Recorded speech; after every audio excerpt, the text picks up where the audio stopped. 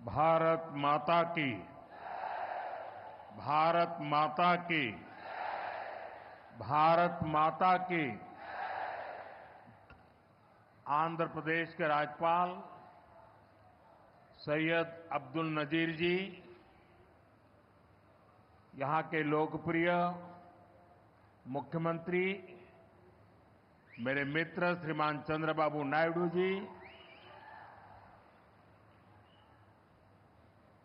नेता अभिनेता deputy CM पवन कल्याण जी, केंद्र सरकार में मेरे सहयोगी मंत्रीगण, राज्य सरकार के मंत्रीगण, सभी सांसद और अन्य विधायकगण, अन्य गणमान्य नागरिकगण, भाई और बहनों, आंध्र प्रजला प्रेम मरियु अभिमानानिकी ना कृतज्ञतलु ना అభిమానాన్ని చూపినచే అవకాశం ఇప్పుడు లభించింది। मैं सबसे पहले सीमाचलम वरालक्ष्मी नरसिम्हा स्वामी को प्रणाम करता हूं।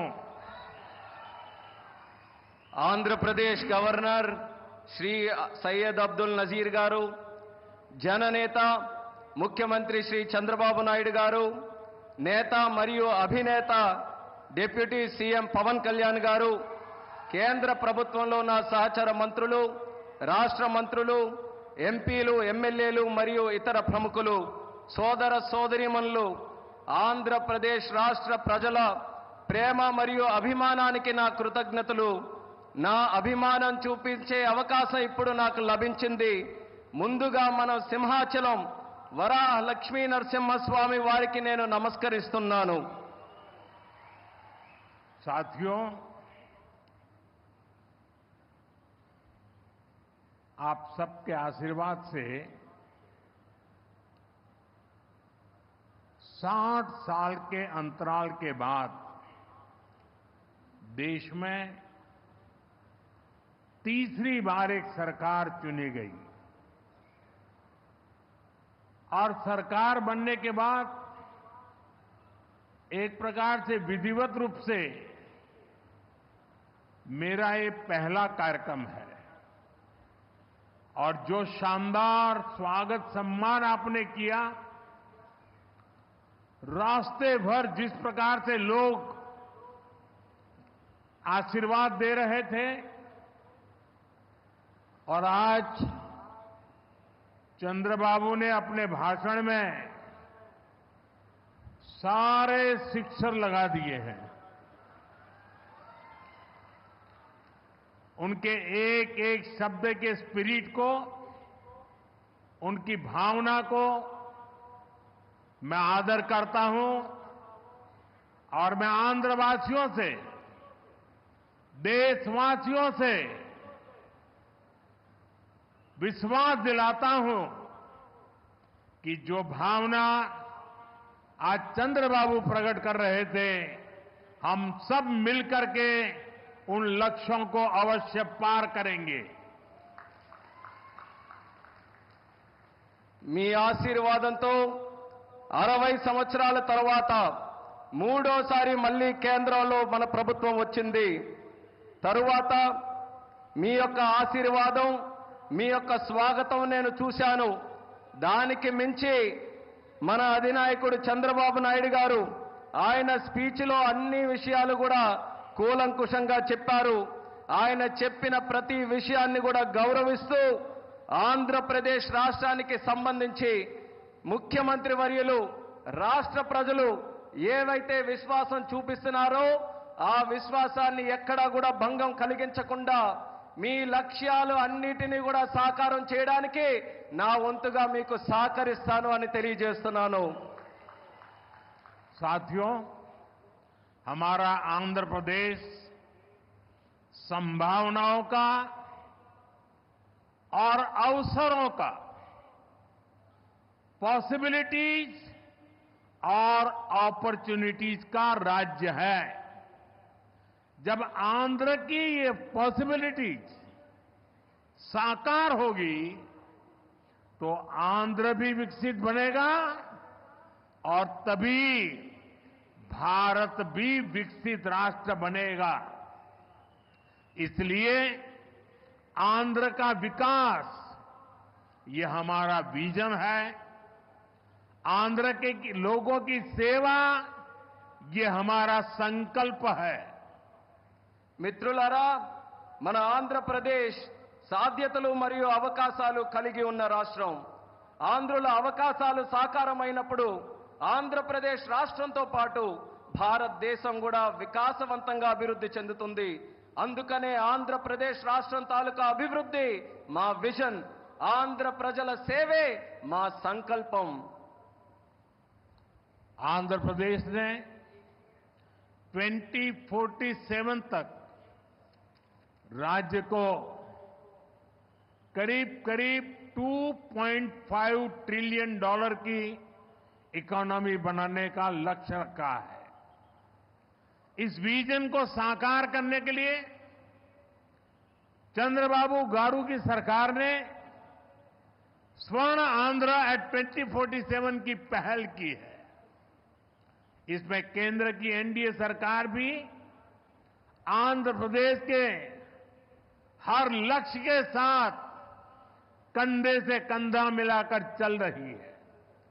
इसलिए केंद्र सरकार लाखों करोड़ की योजनाओं में आंध्र को विशेष प्राथमिकता दे रही है। 2047 సంవత్సరం కల్లా ఆంధ్రప్రదేశ్ రాష్ట్రంలో $2.5 ట్రిలియన్ ఆర్థిక వ్యవస్థగా తయారు అవ్వాలని లక్ష్యం పెట్టింది. ఈ విజన్ సాకారం చేసేందుకు చంద్రబాబు నాయుడు గారి ప్రభుత్వం స్వర్ణాంధ్ర ఎట్ 2047 అనే కార్యక్రమానికి శ్రీకారం చుట్టింది. ఈ లక్ష్యాన్ని చేరుకోవడానికి కేంద్రంలో ఉన్న ఎన్డీఏ ప్రభుత్వం ఆంధ్రప్రదేశ్ రాష్ట్రంతో పాటు భుజంతో భుజం తోడై ముందుకు నడుస్తుంది. అందుకే లక్షల కోట్ల పథకాలతో కేంద్ర ప్రభుత్వం ఆంధ్రపై ప్రత్యేక దృష్టి సారించి ప్రాధాన్యత కూడా ఇస్తుంది. आज यहां 2 लाख करोड़ रुपए से ज्यादा के प्रोजेक्ट का उद्घाटन और शिलान्यास किया गया है। ये प्रोजेक्ट्स आंध्र प्रदेश को विकास को नई ऊंचाई देंगे। मैं इन डेवलपमेंट प्रोजेक्ट के लिए आंध्र प्रदेश समेत पूरे देश को बधाई देता हूं। साथियों, आंध्र प्रदेश अपने इनोवेटिव नेचर के कारण आईटी और टेक्नोलॉजी का इतना बड़ा हब है। अब समय है आंध्र नई फ्यूचरिस्टिक टेक्नोलॉजीज का सेंटर बने। जो टेक्नोलॉजीज अभी डेवलप ही हो रही है, हम अभी से उनमें लीड लें। आज ग्रीन हाइड्रोजन का इस्तेमाल ये ऐसा ही उभरता हुआ क्षेत्र है। ఈ రోజు 2 లక్షల కోట్ల రూపాయలకు పైగా విలువైన ప్రాజెక్టులు ఇక్కడ ప్రారంభించడం మరియు శంకుస్థాపన చేయడం జరుగుతుంది. ఈ ప్రాజెక్టులు ఆంధ్రప్రదేశ్ అభివృద్ధిని సరికొత్త శిఖరాలకి చేరబోతుంది. ఈ అభివృద్ధి కార్యక్రమాలతో ఆంధ్రప్రదేశ్తో పాటు యావత్ భారతదేశానికి కూడా నా తరపున అభినందనలు తెలియజేసుకుంటున్నాను. మిత్రులారా, ఆంధ్రప్రదేశ్ రాష్ట్ర ప్రజల తాలూకా సృజనాత్మకత వల్ల ఆంధ్రప్రదేశ్ రాష్ట్రం ఐటీ మరియు సాంకేతికతకు ఒక పెద్ద కేంద్రంగా మారింది. ఇప్పుడు సమయం వచ్చింది ఆంధ్రప్రదేశ్ రాష్ట్రం సరికొత్త టెక్నాలజీస్ కు కేంద్ర బిందువుగా మారాలి. ఈ కొత్తగా అభివృద్ధి చెందుతున్నటువంటి టెక్నాలజీస్ కి ఆంధ్రప్రదేశ్ రాష్ట్రం సారథ్యం వహించాలి. నేడు గ్రీన్ హైడ్రోజన్ టెక్నాలజీ కూడా అటువంటి ఎదుగుతున్నటువంటి ఒక రంగమే. देश ने 2023 में नेशनल ग्रीन हाइड्रोजन मिशन की शुरुआत की थी। हमारा लक्ष्य है 2030 तक 5 million metric tons green hydrogen का प्रोडक्शन। इसके लिए शुरुआती चरण में 2 ग्रीन हाइड्रोजन हब स्थापित होंगे, जिनमें से एक हमारा विशाखापट्टनम है। దేశంలో 2023లో నేషనల్ గ్రీన్ హైడ్రోజన్ మిషన్ ను మనం ప్రారంభించడం జరిగింది. మా లక్ష్యం 2030 నాటికి 5 మిలియన్ మెట్రిక్ టన్నుల గ్రీన్ హైడ్రోజన్ ని మన దేశంలో ఉత్పత్తి చేయాలి. దీనికోసం ప్రారంభ దశలోనే 2 గ్రీన్ హైడ్రోజన్ ల్యాబ్స్ ని మనం ఏర్పాటు చేయబోతున్నాం. అందులో ఒకటి మన విశాఖపట్నం నగరం అని తెలియజేస్తున్నాను. भविष्य में विशाखापट्टनम दुनिया के उन गिने चुने शहरों में होगा जहां इतने बड़े स्केल पर ग्रीन हाइड्रोजन प्रोडक्शन की फैसिलिटी होगी।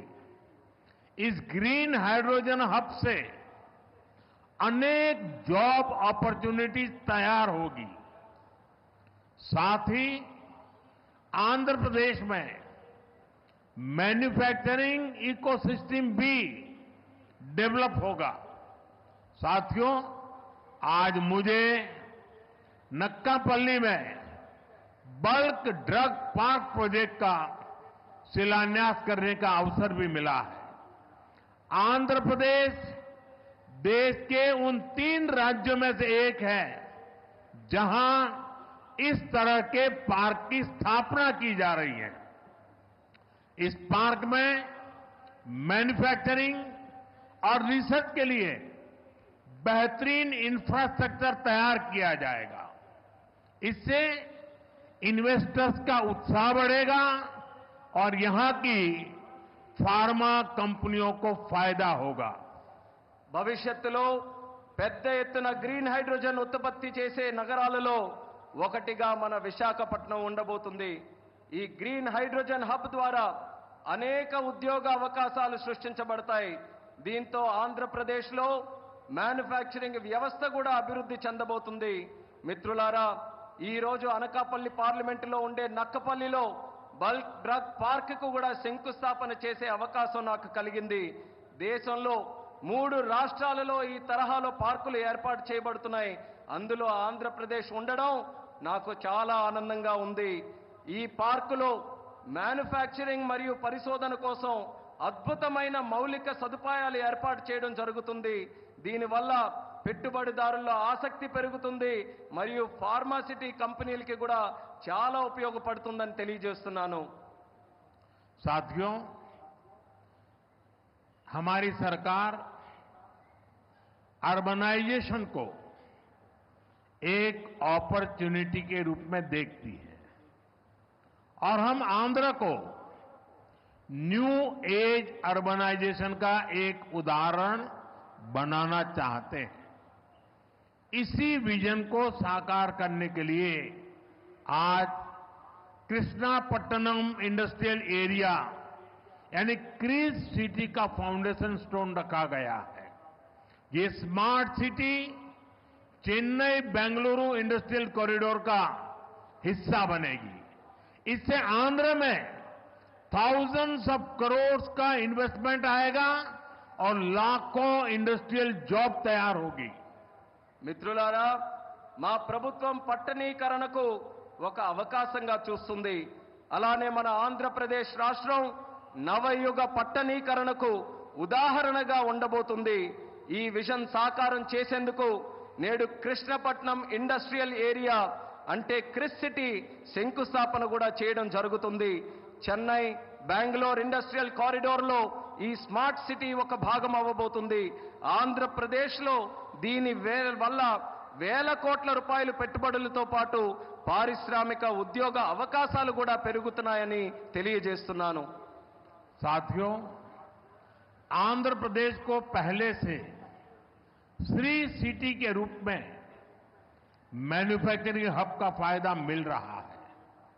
हमारा प्रयास है कि आंध्र प्रदेश इंडस्ट्रियल और मैन्युफैक्चरिंग के क्षेत्र में देश के टॉप स्टेट्स में शामिल हो। मैन्युफैक्चरिंग को बढ़ावा देने के लिए हमारी सरकार पीएलआई जैसी स्कीम्स चला रही है।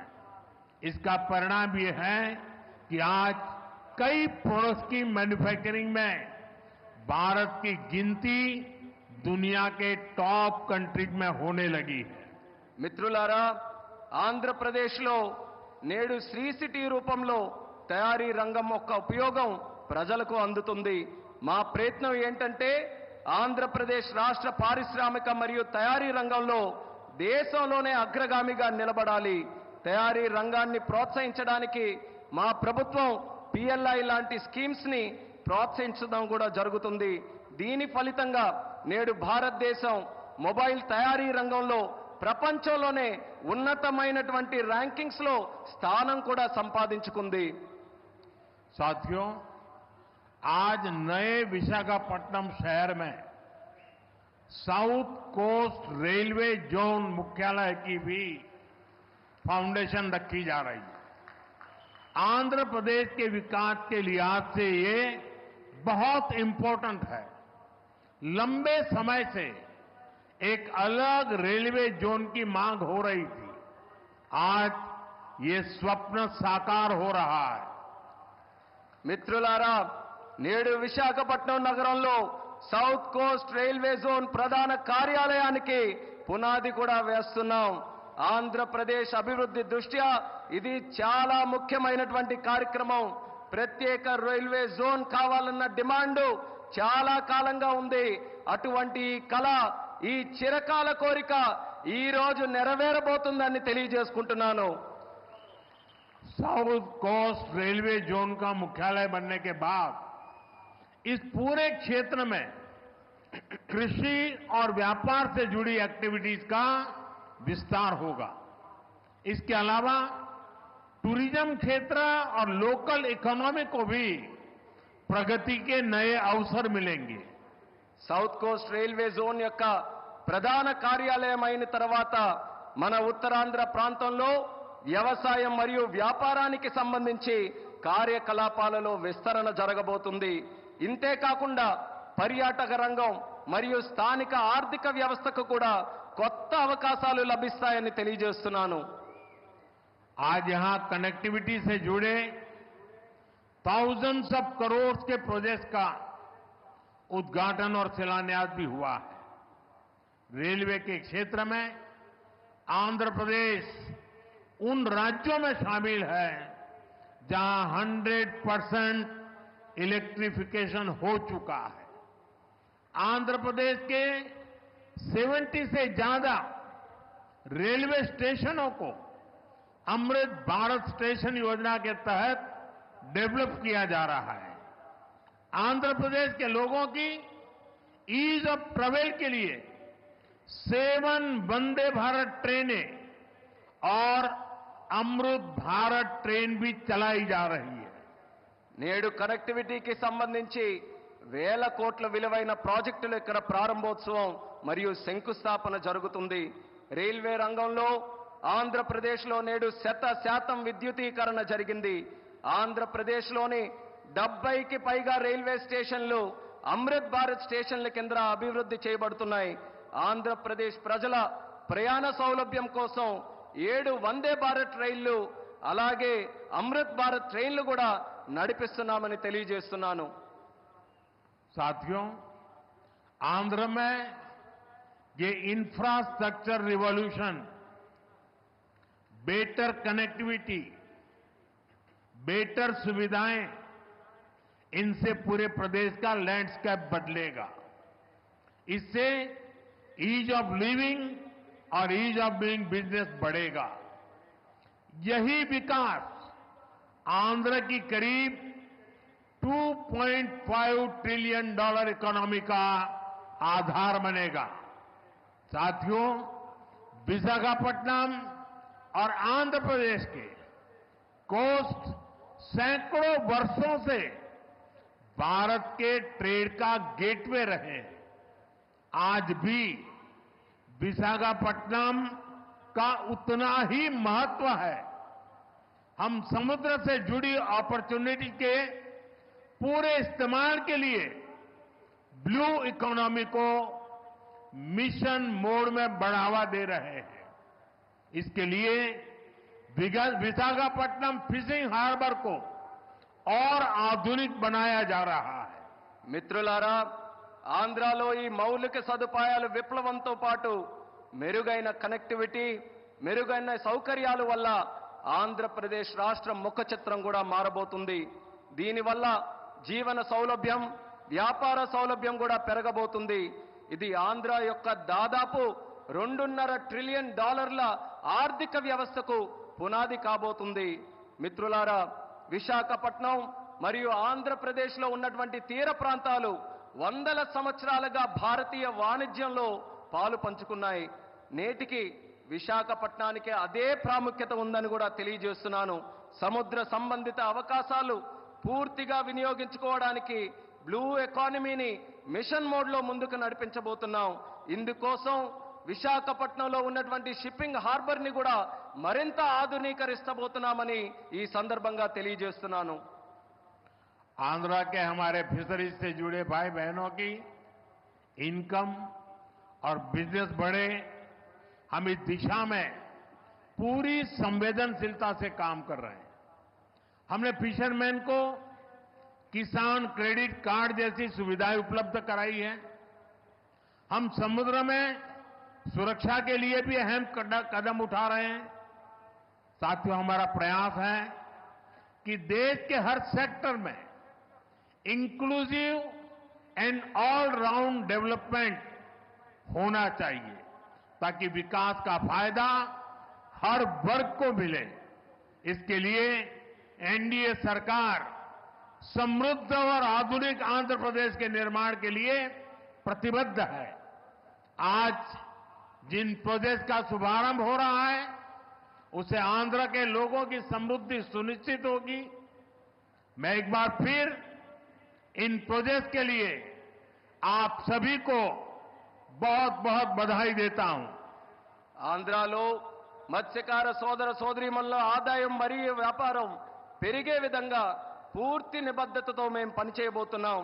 దీనికోసం మత్స్యకారులకి కిసాన్ క్రెడిట్ కార్డు వంటి సౌకర్యాలు కూడా కల్పించాం. సముద్రంలో భద్రత కోసం ముఖ్యమైనటువంటి చర్యలు కూడా తీసుకోబోతున్నాం. మిత్రులారా, దేశంలోని ప్రగతి రంగంలో అందరినీ కలుపుకొని పోవడమే మా తాలూకా ప్రయత్నం. అభివృద్ధి జరగాలి, తద్వారా ప్రతి వర్గానికి అభివృద్ధి తాలూకా ఫలాలు అందాలి. ఇదే మా సంకల్పం. ఇందుకోసం ఎన్డీఏ ప్రభుత్వం సుసంపన్నమైన ఆధునిక ఆంధ్రప్రదేశ్ను సృష్టించబడ్డానికి కట్టుబడి ఉందని కూడా తెలియజేస్తున్నాను. నేడు ప్రారంభించే ప్రాజెక్టులు ఆంధ్ర ప్రజల భవిష్యత్తుకు మరియు వారి శ్రేయస్సుకు మేలు చేయబోతున్నాయి. ఈ ప్రాజెక్టుల కోసం మీ అందరికీ కూడా మరొక్కసారి నా హృదయపూర్వక అభినందనలు తెలియజేసుకుంటున్నాను. ధన్యవాదాలు. आप सबका बहुत बहुत धन्यवाद. అందరికీ కూడా మరొక్కసారి నా హృదయపూర్వక ధన్యవాదాలు.